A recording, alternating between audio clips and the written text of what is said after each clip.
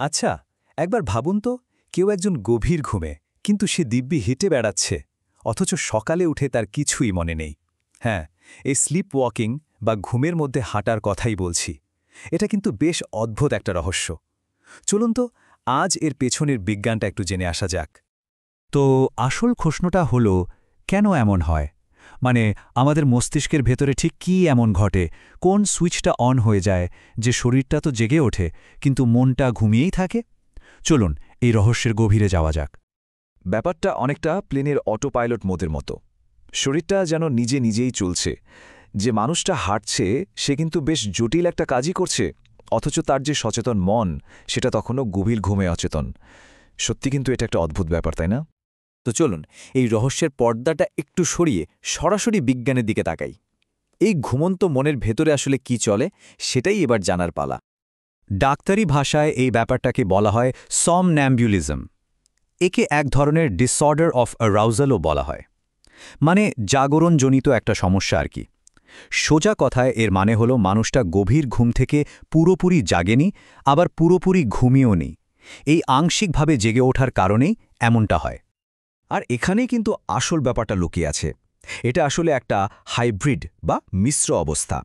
একবার ভাবুন তো, মস্তিষ্কের যে অংশটা শরীরকে চলতে ফিরতে নির্দেশ দেয় সেটা জেগে গেছে, কিন্তু যে অংশটা আমাদের চেতনা, স্মৃতি আর সিদ্ধান্ত নেওয়ার কাজ করে সেটা তখনও গভীর ঘুমে।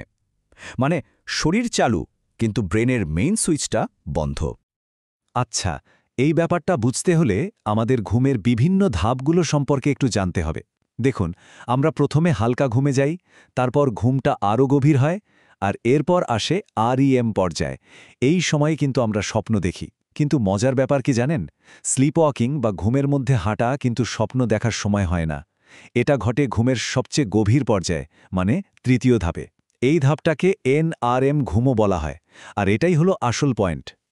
তাহলে প্রশ্ন আসে, কারা হাঁটে ঘুমের মধ্যে? চলুন তো একটু খুঁজে বের করা যাক কাদের মধ্যে এই প্রবণতাটা বেশি দেখা যায়। জানলে অবাক হবেন যে শিশুদের মধ্যে এই প্রবণতাটা অনেক বেশি। প্রায় 17% পর্যন্ত বাচ্চারাই ঘুমের মধ্যে হাঁটে। আর বড়দের ক্ষেত্রে সংখ্যাটা অনেক কম, মাত্র 2 থেকে 3%।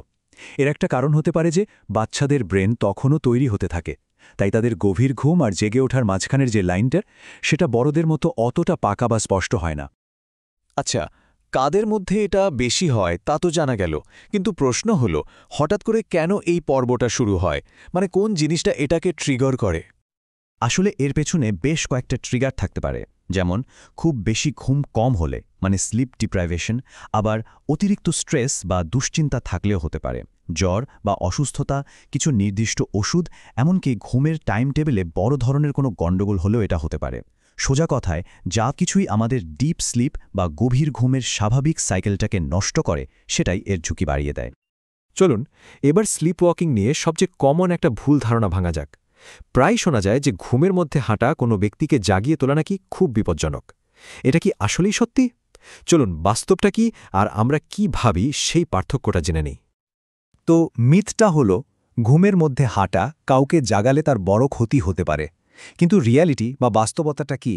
দেখুন, তাকে জাগিয়ে দিলে ডাক্তারি মতে কোনো ক্ষতি হয় না, কিন্তু আসল সমস্যাটা অন্য জায়গায়। হঠাৎ করে ঘুম ভাঙলে মানুষটা প্রচণ্ড ভয় পেয়ে যেতে পারে, একদম কনফিউজড হয়ে যেতে পারে যে সে কোথায় কি করছে। তাই সবচেয়ে নিরাপদ উপায় হলো তাকে না জাগিয়ে খুব আলতো করে ধরে আবার বিছানার দিকে নিয়ে যাওয়া। আসলে এই কথাটা পুরো বিষয়টাকে একদম পরিষ্কার করে দেয়। আসল বিপদটা তাকে জাগানোতে নয়। বিপদটা হলো সে যখন ঘুমন্ত অবস্থায় হাঁটছে তখন তার নিজের কোনো নিয়ন্ত্রণ নেই। সে সিঁড়ি থেকে পড়ে যেতে পারে, কোনো কিছুর সাথে ধাক্কা খেতে পারে, এমনকি না বুঝে বাড়ি থেকেও বেরিয়ে যেতে পারে। তাই তার শারীরিক সেফটি বা নিরাপত্তাই হলো সবচেয়ে বড় চিন্তার বিষয়। তো আমরা প্রায় শেষের দিকে চলে এসেছি। চলুন এবার দেখি এই সব কিছু থেকে আমরা কি বুঝতে পারলাম।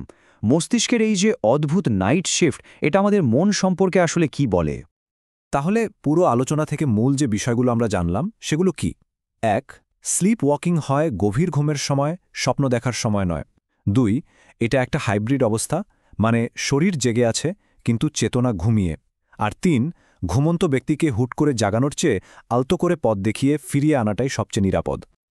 শেষ পর্যন্ত এই ঘুমের মধ্যে হাঁটার ঘটনাটা কিন্তু আমাদের মস্তিষ্ক সম্পর্কে একটা অবিশ্বাস্য সত্যি সামনে নিয়ে আসে, আর সেটা হলো আমাদের মস্তিষ্কটা কিন্তু একটা সিঙ্গেল ইউনিট না, এর বিভিন্ন অংশ একদম আলাদা আলাদাভাবেও কাজ করতে পারে। বাবা যায়, মস্তিষ্কের একটা অংশ যখন গভীর ঘুমে অচেতন, তখন অন্য একটা অংশ পুরো শরীরটাকে চালিয়ে নিয়ে যেতে পারে।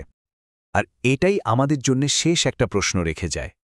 যদি আমাদের চেতনা পুরোপুরি অফলাইন থাকার পরেও মস্তিষ্ক শরীরকে এভাবে চালাতে পারে, তাহলে ভাবুন তো আমাদের ব্রেন আর কি গোপন রহস্য লুকিয়ে রেখেছে।